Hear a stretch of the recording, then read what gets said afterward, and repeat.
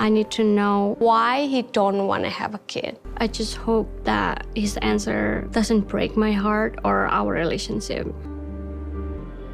So the time has finally come for James and Tata to be adults and finally have the conversation. They've been dancing around this topic, burying their heads in the sand for a while now. But the uncomfortable reality is, this might not go the way that Tata wants it to. How would you feel if I didn't feel like I wanted to have kids one day? Is that something you could stay with me for? That is one long silence. So, is Tata prepared to stay with James if he decides he doesn't want kids? Well, before we get to that, let's rewind to the start. So, the last time we saw the pair, they were fixing up their bedroom in Tata's parents' house, and they were kindly giving the gifts out to the family members that James had brought with him from the States. But, when we catch up with them today, it seems like all of the excitement of their big move, not to mention all of the comments about when they're gonna have kids, have suddenly caught up with James. You see, he's really not feeling well, and Tata is kind of sort of trying to help. James, he's not feeling well. So I decided to give him traditional coin massage. It's like coin and then oil, and then you use the coin for massage it. Okay, so as I watch this, two thoughts immediately spring to mind. The first is this now an excuse for them to return back to America? If the reason for them moving to Indonesia in the first place was because Tata wasn't well, only now the roles seem to have reversed, is that a get out of jail free card that James can grab hold of? But my second thought is to question whether or not Tata actually really even loves James. I mean, is this love or hate? Or what kind of massage is this? Look at all those cuts, those scrapes on his back. That looks seriously painful. Now, Tata tells us that this is supposed to draw out the toxins from his system. It's supposed to help him to heal. But I do wonder whether there's a small part of her that's getting some perverted joy out of all of this, especially after all of the fights and the secrets that she knows James has been hiding from her. It's an Indonesian torture device. No, it's Indonesian massage. Love you so much, that's why I try to help. Now, putting the pain to one side, it's actually refreshing to see these two, for a change, joking and laughing about with each other. It's all very light-hearted, and while James takes the opportunity to recuperate after that massage, Tata heads to the local park to catch up with one of her sisters and her nephews. And it's here that we're given a bit of an update about her health concerns. Kondisi tante kan sekarang lagi hipertiroid. Sehat kan karena kapan dok aku bisa kita hamil itu harus benar-benar dalam keadaan sehat. Now, don't get me wrong, right? I understand that for Tata's family, her potentially one day becoming pregnant is a very big deal for them. But talk about pressure. It's practically the only thing they talk to her about. Even when the topic of discussion is her ailments, they still find a way to link it back to pregnancy. But I guess the silver lining is Tata's health condition has now been diagnosed. It's just very strange that they somehow didn't pick up on that in America. But hey, she's now being treated and it's apparently getting better. Now, her sister instructs her that she needs to keep on consulting with her doctor. You need to be fit and healthy so that you can carry a baby, she tells her. And it's at this point that Tata finally opens up. She tells her sister that unbeknown to James, her friend Adele accidentally let slip that James told her he doesn't want kids. Adele nih ngasih tahu tante kalau James tuh pernah bilang katanya dia nggak pengen punya anak. Tante sempet nanya nggak? Belum. Now, Tata reveals that she hasn't spoken to James about this yet. Why? Well, because she's been heartbroken about it. Now, keep in mind that they have told us previously that they spoke about having kids before they got married. They were, at that point in time at least, they were both on the same page. They both wanted kids. So James's change of heart and the fact he hasn't even told her is understandably really playing on Tata's mind. Knowing him don't want to have a kid already upset me. But it's so wrong that you let Adele know but not me.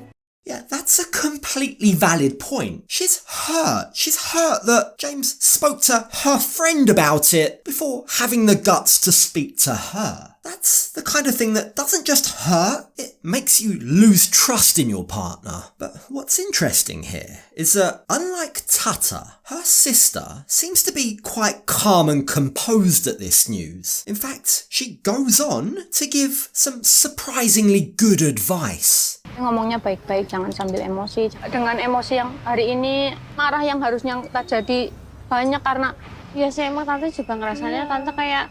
You've got to confront James. You have to talk to him about this, Tata's sister says. But be careful, Tata. Do it calmly. Don't go in there all guns blazing. Otherwise, this could massively backfire. And you've got to say that sounds like someone who knows her well. Yeah, no kidding. Her temper and her emotions could very well make this already delicate situation much, much worse. And Tata herself is aware of that. She's aware that what happens next could potentially make or break their marriage. I need to know why he don't want to have a kid. I just hope that his answer doesn't break my heart or our relationship. There's something in the way that she says that very much implies breaking her heart would also mean breaking the marriage too. Now, when we join them the next day, remarkably, Tata's coin massage seems to have done the trick because James is feeling much better. So the pair decide to head to the beach for what James mistakenly thinks is going to be a nice, calm, relaxing day. I'm feeling so much better today. Everything lately has just been so hard and stressful. We need a moment to just breathe. Yeah, sorry James, but this isn't the moment that you're hoping for. This is now time for you to be put under the spotlight. It's now time for Tata calmly to bring up the topic of conversation she's been dreading. So I had a talk with Adele before I left. She kind of mentioned something to me. Okay. You don't want to have a kid? She told you that? Yeah. So after a bit of nervousness, it's safe to say, Tata does finally calmly come out with it. And immediately, James is on the defensive and he's also angry with Adele. Like, just look at his face. He's really not impressed with what he's hearing. This has completely blindsided him, right? He had no clue that Tata even knew about it. I don't know, that's kind of strange to just like throw at me out of nowhere. I wasn't like really ready for that conversation. James, this is becoming a personality trait at this point. You never seem to be ready for any difficult conversation. Like, left to your own devices, when would you have brought this up? I suspect not for a very, very long time, if ever. Now, Tata is doing her best to remain calm, but James isn't exactly giving her a straight answer. Do you think you just don't want to have a kid, period? Or like...